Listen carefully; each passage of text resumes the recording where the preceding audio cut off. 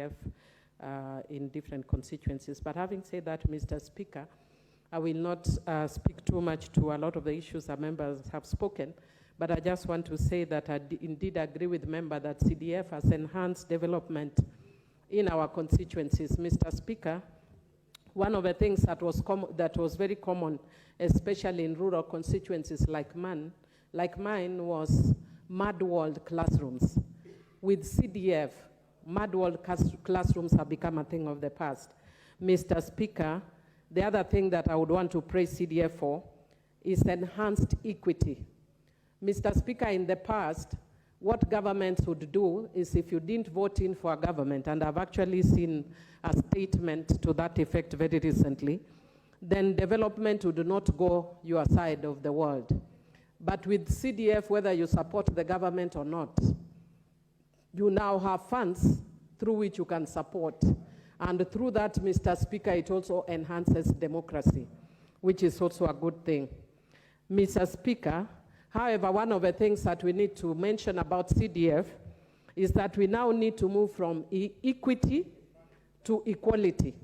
Mr. Speaker, why do I say that? One of the things that a lot of the public would challenge us in relation to my good friend, the late Bernard Okoth of Kibra, was that people would tell you that look at the kind of classes that Honorable Bernard is building, because he would be doing storied buildings while you do 1 or 2 classes. But what people didn't realize is Kibra has 9 schools, and we have over 100 schools. So how do you compete against 9 established schools against over 100, almost 200 schools in the rural? And then some of them don't even have schools. You're actually starting schools afresh. Like I've said here, one of the islands, I'm the one who built the first class ever, called Sukru Island. Mr. Speaker, because of that, we need to move more towards equality in provision of CDF funds, and not only equity. Right now, CDF uses equity and not equality. Mr. Speaker, I'd also want to say that CDF is one of the best managed funds, if not actually the best managed fund in the country. Mr. Speaker, again, members have spoken to the issue, and my chairman of budget has spoken to the issue of, I think CDF is actually audited by 3 auditors.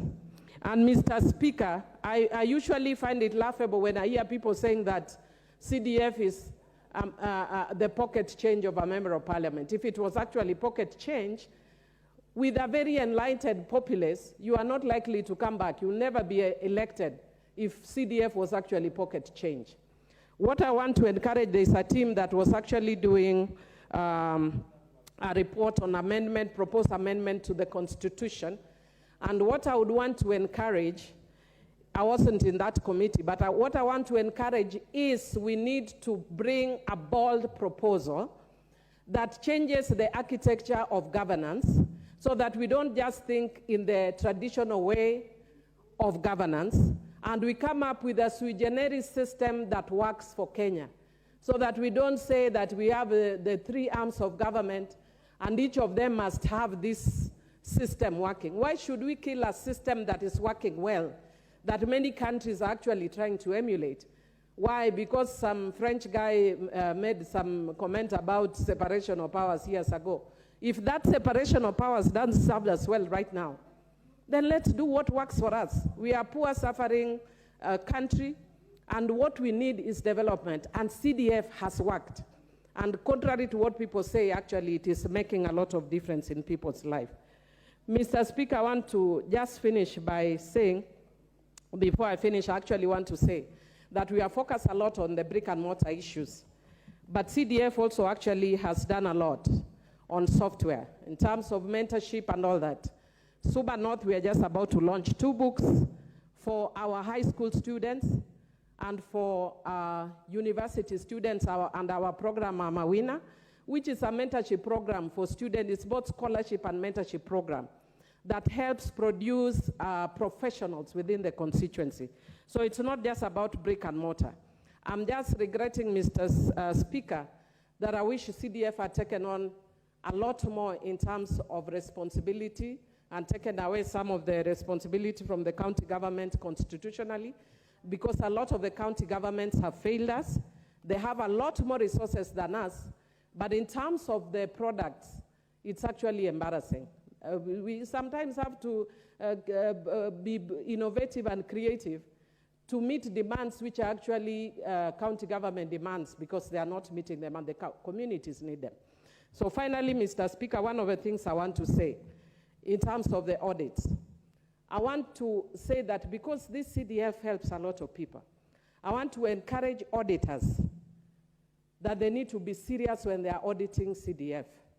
Let them not play monkey business with CDF.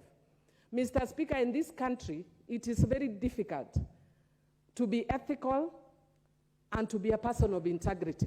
The people who are ethical and persons of integrity are the ones who are hounded by these auditors.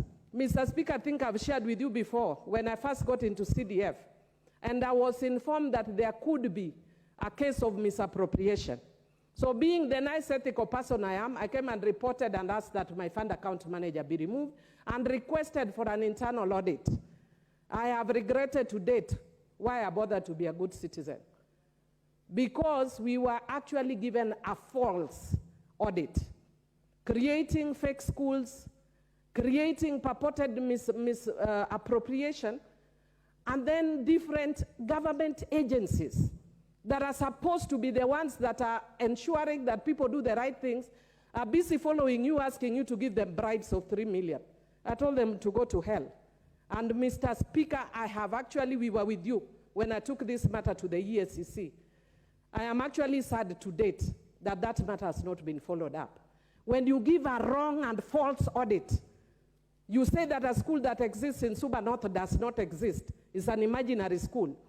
And we give you bank records that shows that it was given money, merely because we've refused to give you 3 million. Honorable members of parliament here are shy, they don't want to say the things that go on in CDF in terms of our oversight role.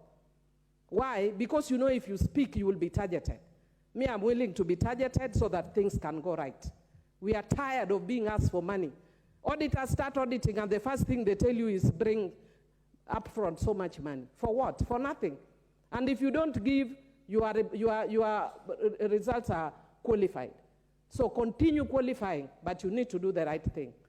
I will speak the correct things until I leave this house. Even if I am sacrificed for speaking the right thing, I will.